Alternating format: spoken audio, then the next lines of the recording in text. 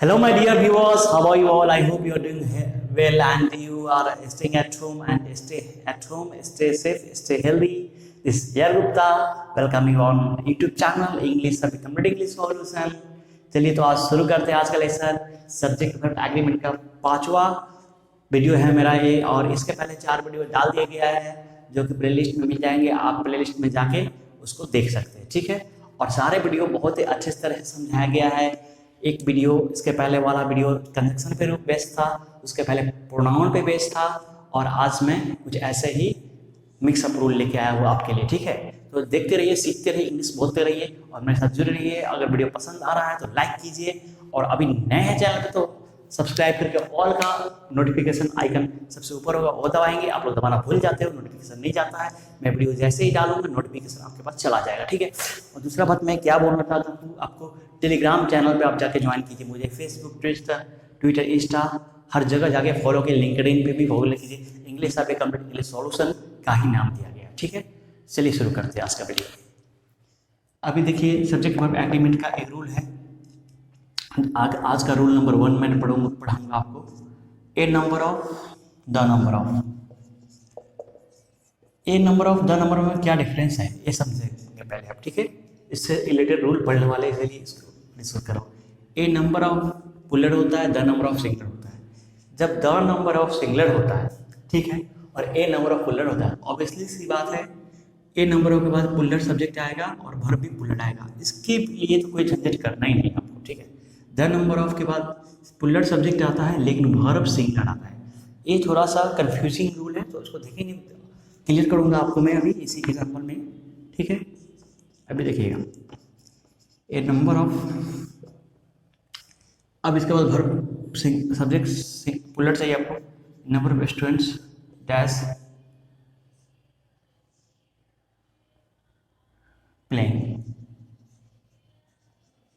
Are playing हो जाएगा, ठीक है।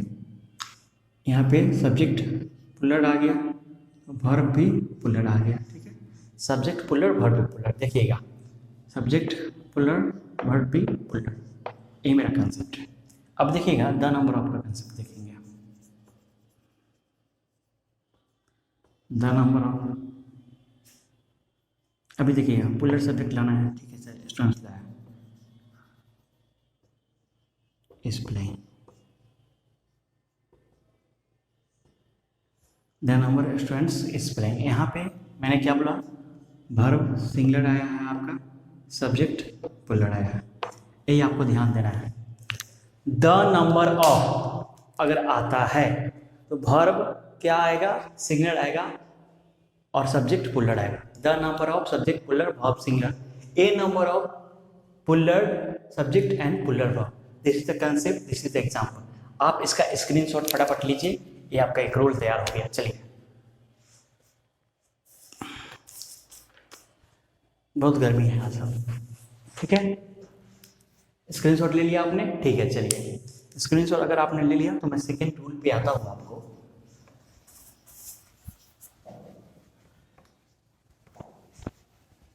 देखिए जैसे आप बोलते हो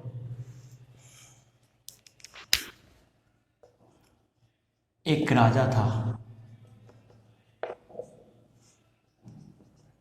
यह एक कुर्सी है,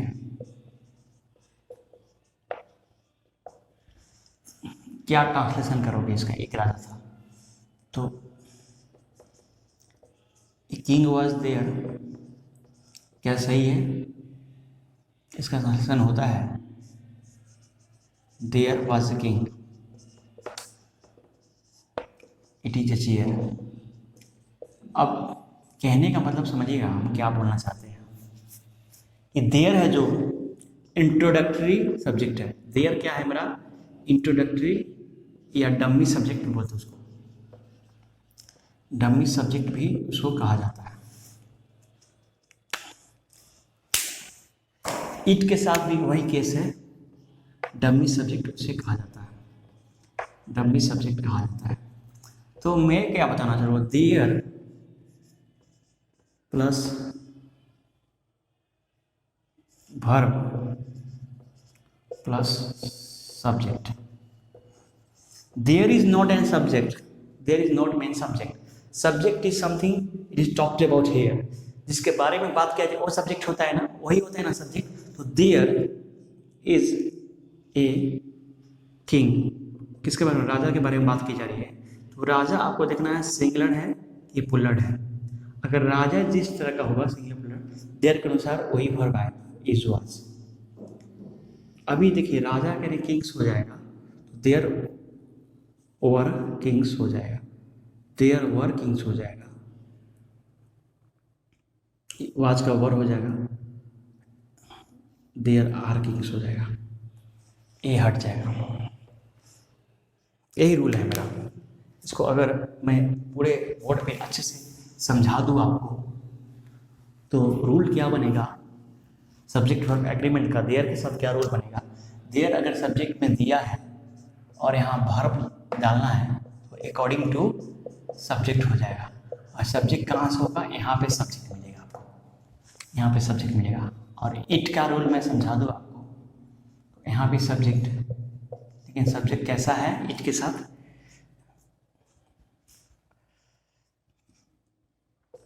सिंगुलर वर्ब है, इट के साथ सिंगुलर वर्ब है, सब्जेक्ट जो भी रहे, सिंगुलर पुल्लर जो भी रहे, इट के साथ हमेशा सिंगुलर वर्ब रहेगा, सब्जेक्ट जो भी रहे सिंगुलर पुल्लर। देखिए अब देयर का और इट का हम कंसेप्ट समझेंगे।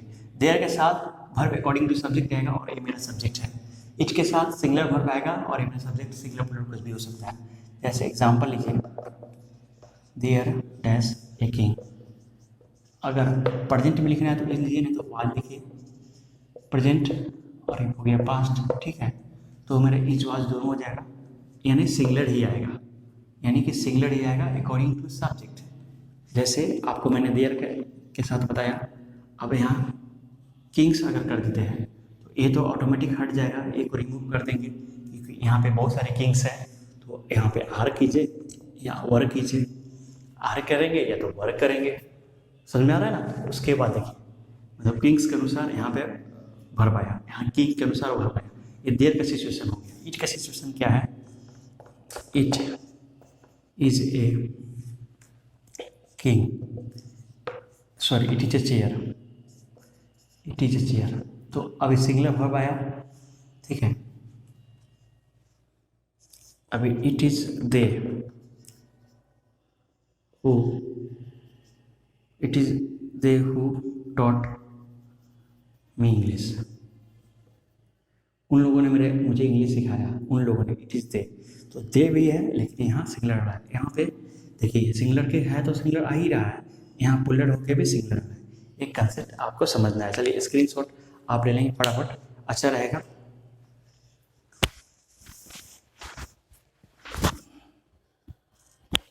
चलिए आशा करता हूँ आपको अच्छे से समझ में आया। नहीं अगर आया तो पॉज करके देखेंगे, मैंने बहुत अच्छे से समझाया है, आपको ज़रूर समझ में आएगा, ठीक है। अब देखिए यदि सेंटेंस का सब्जेक्ट कोई ऐसा नाउन हो जैसे निश्चित दूरी, समय, मात्रा, वजन इत्यादि का बोध हो, उसके साथ सिंगुलर वर्ब लगाते हैं। जैसे मैं आपको बताना चाहता हूँ, जैसे कुछ भी संख्या का बोध हो रहा है, दूरी, समय, मात्रा, वजन का बोध होता है, तो पुल्लर सब्जेक्ट रहने के बावजूद भी हम वर्ब कैसा लगाते हैं, सिंगुलर लगाते हैं, क्योंकि एक साथ बोध होता है ना, इसीलिए। जैसे कि मैंने एग्जांपल दिया आपको, 10 years is a long distance. आपको देख के क्या लगेगा कि 10 years यहाँ पे क्या है, यहाँ पे आर आना चाहिए, आर नहीं आएगा मेरे दोस्तों, यहाँ पे इज आएगा। इज इसलिए आएगा 10 years के बारे में पूरे एक साथ बोध कराना। 10 ईयर एक ग्रुप में आ रहा है, एक ग्रुप में एक यूनिट की बोध करा रहा है, उस यूनिट का बोध कराने के लिए हम क्या करेंगे, इज ए लॉन्ग डिस्टेंस। अभी देखिए हमने यहाँ लिखा 5 tons of coal, 5 tons of coal is sufficient, 5 tons of coal is sufficient। अब देखिए 5 tons of coal, 5 tons of coal, यहाँ सब्जेक्ट सिंगुलर आया है। क्यों आया है, देखिए सॉरी सब्जेक्ट 5 टन सब्जेक्ट पुल्लर आया है लेकिन वर्ब सिंगुलर आया है। क्यों आया है, क्योंकि ये जो 10 years है 5 टर्न्स हैं, तो एक साथ बोध करा रहा है, ठीक है, एक साथ बोध करा रहा है पूरा चीज़ का, इसीलिए सिंगुलर। अब देखिए क्या क्या हो सकता है, निश्चित समय दूरी, समय दूरी, और क्या क्या है, समय दूरी, मात्रा वजन, डिस्टेंस, etc, ये सारे रहेंगे तो मेरा सब्जेक्ट प्लूरल होगा और वर्ब सिंगुलर होगा। सब्जेक्ट प्लूरल होते हुए भी वर्ब सिंगुलर होगा। चलिए इसी में एक एक्सेप्शन केस आपको मैं बता देता हूँ। लेकिन यदि ऐसे प्लूरल नाउन से idea of a unit fullness का बोध होता है, फुलनेस का बोध इससे हो रहा है लेकिन उससे फुलनेस का बोध नहीं हो रहा है, उसके साथ प्लूरल वर्ब का यूज़ किया जाएगा, ठीक है।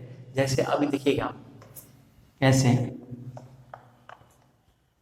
होलनेस का बोध नहीं होता है, होलनेस मतलब पूरा एक साथ बोध नहीं होता है। जैसे आप कहीं जा रहे हो और फिर आपने बोला ओह जो 20 किलोज नहीं 20 metres are yet to be covered, मतलब कहने का क्या मतलब है, 20 मीटर्स अभी डिस्टेंस है, अभी कवर करने बाकी है, 20 मीटर डिस्टेंस अभी कवर करने बाकी है। तो कहने का मतलब क्या है, आप होलनेस का बोध नहीं करा रहे उसे, ओह 1 किलोमीटर पहाड़ हो गया, ठीक है। अब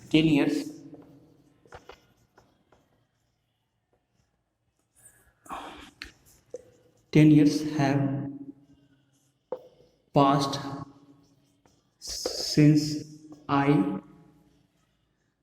meet him, वो 10 साल पास हो गए, गुजर गए जब से मैंने उससे मिला है। जब से सिंस मतलब जब से उससे मिला है 10 साल गुजर गए। तो इस तरह के सेंटेंस में कैसे यूज करेंगे, आप प्लूरल वर्ब का लगा के यूज करेंगे, क्योंकि इस तरह के जैसे समय, निश्चित दूरी, मात्रा, डिस्टेंस का बोध तो हो रहा है लेकिन वो एज ए होलनेस नहीं हो रहा है, वो अलग अलग सिचुएशन में मतलब आप दर्शा रहे हो कि हाँ इतना ज़्यादा हो गया टाइम, ऐसा हो गया, ठीक है। इसलिए प्लूरल वर्ब का यूज किया जाएगा, लेकिन पहले वाले कंडीशन में सिंगुलर वर्ब यूज करते हैं। चलिए इसको आप ध्यान में रखेंगे, ठीक है। आई होप कि आज का जो रूल है आपको धीरे धीरे ही करके मैंने अच्छे ढंग से समझाया, पसंद आया। अगर वीडियो पसंद आया तो लाइक कीजिए, अपने दोस्तों के साथ शेयर कीजिए, चैनल पर नए हैं तो सब्सक्राइब कीजिए, ऑल का बेल आइकन भी दबाइएगा। Telegram, Twitter, Insta, Facebook, LinkedIn सब जगह फॉलो कीजिए। Thanks for watching. बहुत ही जल्द मैं पार्ट 6 लेके आ रहा हूँ। Till the time, bye bye, take care, see you next time.